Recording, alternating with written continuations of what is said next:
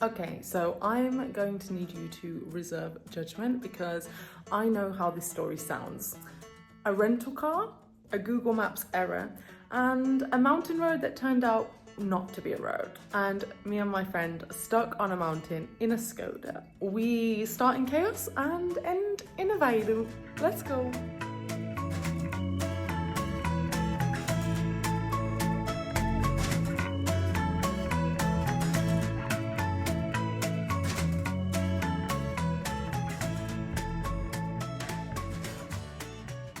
Hi everyone, I'm Jessica and I share bits of my life here in Portugal on this channel, including all of the chaos, which this video is going to be a special example of. So first, for some background. Sometimes life goes super smooth and works out, and sometimes best laid plans get exploded to smithereens and your amazing 3-day itinerary falls apart. I had a beautiful 3-day trip to Braga planned with my friend, with some stops at some other Portuguese cities or towns, and life really had other ideas for us. At 10 a.m. in rural Portugal, on a mountain, our rental car got completely stuck. And by 5 p.m, we were surviving on dry crackers and waiting to be rescued. So I had big ambitions for this video. I was really excited to film a little 3-day trip with my lovely friend, heading to Braga via Coimbra and back via Aveiro. And I had planned things to do, places to see, places to eat, things to visit. But alas, sometimes the universe tests us instead in ways that we can't really predict. And so instead of not posting about the trip, I thought I would share the story of this real, unfiltered trip disaster, which eventually turned into some actual fun times. In advance of what stupidity is to come, I would like to ask you to reserve judgment and remain kind, because I know that this was ridiculous. I would also love to know if you've ever been in a situation like this. Let me explain what happened. So before the trip, my friend shared that she really wanted to go and see Serra do Monte Junto, just about 50 minutes away from Lisbon, as we made our way to Braga via Coimbra. So as you do, I popped into Google Maps. Yes, I know this was my first error. After about 40 minutes, about 10 a.m, we hit a little kind of off-roady type of road, and I was like, interesting. Recently I went to Aveiro and there were some roads like this there on the way to different attractions like the stone circles that I really wanted to see in the area. So I thought it would be the same as that, and that it would lead to a car park or something like that. I was so wrong. And after about 5 minutes, the road started getting pretty scary, and the super low Skoda that we'd hired was kind of screeching against the floor, and I was really stressed out, and it was basically impossible to turn around. And it looked on the map that we only had a short way to go until we hit kind of a normal road. So we stopped for a little admiration of the view and pushed on. And after about a minute more, there was a little ridge that we went over on the road. And before I went over it, I could not see what was the other side. And as the car went over the ridge, I was like, no! It was basically an unusable road, maybe for tractors or trucks. Even then, I think it would be difficult. And lo and behold, eventually, after about 30 seconds trying, and despite my best efforts of driving, the car got like fully stuck on the ground, where the divots from maybe tractors had created the middle of the road being higher than the sides where the tires were going. And I was trying to skirt around it, but the tires went into the divots, and then that was it. That was the end. And something like this has never happened to me before, so the panic really set in. Thankfully, my friend is a very chill human, and so together we were like, what the hell are we gonna do? We tried for a really short time to kind of use rocks to get the car out under the tires, but it didn't work, obviously. So then we called the insurance, and they advised us that it would be about 45 minutes and someone would call to help. Of course, it did not take 45 minutes. At first I said, let's give it 2 hours, because that feels more like a Portuguese 45 minutes. But around 6 hours later, while we were still chilling in the mountain, surviving on these really super dry crackers and a mini bottle of water that I'd bought, someone eventually came to help us. And after 1 hour of trying, he also couldn't get the car out, and his vehicle wasn't able to navigate the road either, so he couldn't bring the vehicle to tow the car. What is life? Look at my hair. Oh God. Oh. We're basically stranded out here. And at this point, we were starving hungry. We'd been in the sun all day long on the top of this mountain, so we kind of begged him to take us somewhere for food and water, and we were at the point of just wanting to abandon the car. I never wanted to see this car again. And thankfully, he took us to a super cute, tiny little village coffee shop that I think was probably only open at that time to allow the locals to watch the football match that was on. And we ate many sanduíches and drank 5 bottles of water each and just sat and enjoyed being immersed in this kind of local Portuguese life. It was like a sitcom. It was so powerful to be in that environment. The sort of environment that you actually probably wouldn't get a chance to ever visit if that situation hadn't happened. Eventually, at around 7:30 p.m, a man rang to say he'd managed to tow out the car, and when I asked about damage, he was like, we talk. And I was like, oh no. And about 10 minutes later, he rocked up with the car and I was like, oh my God. And the whole back of the car had just been pulled off. And he was like, yeah, when I tried to tow it, the metal bumper just came off. And I was like, okay. And he proceeded to pull off the entire metal thing. I really wish I'd filmed this whole thing, but I was so stressed at the time that I just didn't think to. But he popped the plastic back on the car and was like, you're good to go. And I was like, what? Okay. So anyway, our journey began, and because at this point it was about 8:30 p.m, we decided to stay a night in Coimbra before heading to Braga the next day.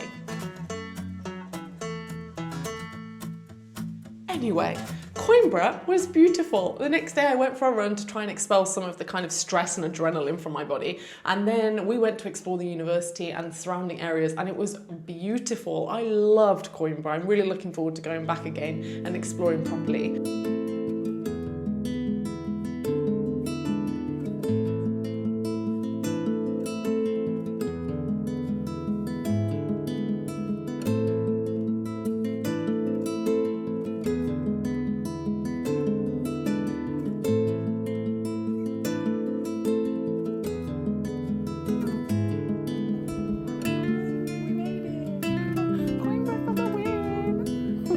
Let's go.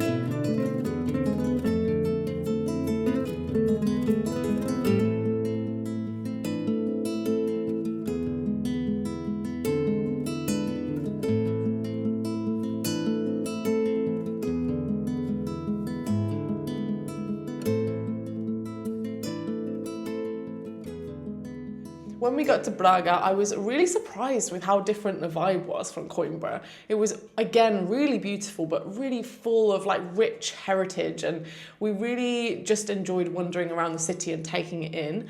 And Braga is one of Portugal's oldest cities, and it's known for its deep religious roots and beautiful churches, including Bom Jesus do Monte.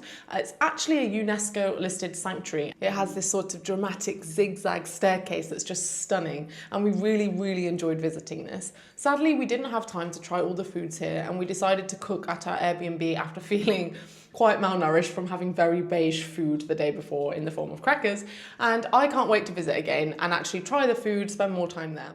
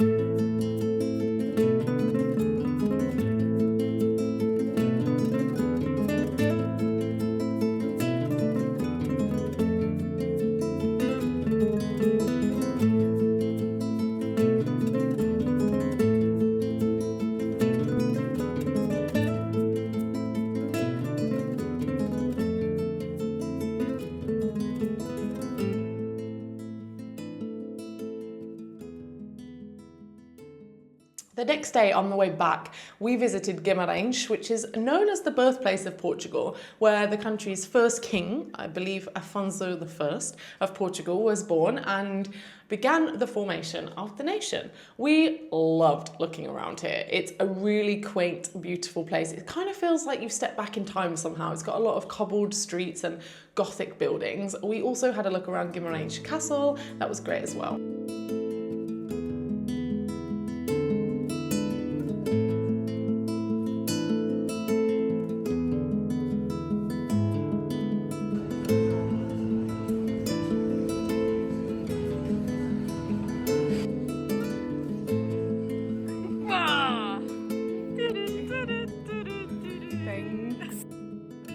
Finally, we stopped at Aveiro on our way back to Lisboa, and we love this too. And this is kind of known as the Venice of Portugal. It's famous for its canals and colourful boats. I believe they're called moliceiros. Once used to harvest seaweed, and now you can kind of take a ride, although we didn't have enough time to do this, but I would love to go back and do it in the future. It seems to blend kind of maritime tradition with a relaxed vibe in Aveiro, and we really liked it. We were only there really briefly, maybe an hour. We got a little snack of linguiça de bacalhau or cod tongue, I believe, which I hadn't had before, but I really enjoyed it. And then had a tripa, which is a hot crepe, and I think a classic street snack here in Aveiro. And we had ovos moles filling, which Aveiro is also known for, and it was so delicious. I felt super satisfied.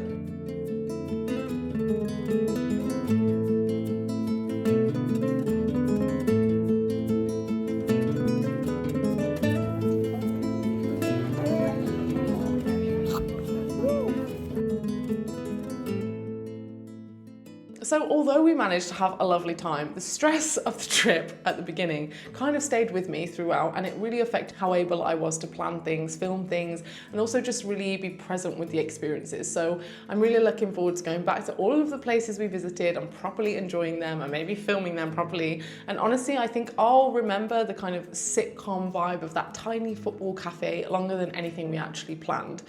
Have you ever had a travel disaster like this, or maybe you visited these places and have ideas for my next trips here? I would love to hear your stories. Thank you so much for watching, sending so much love to you.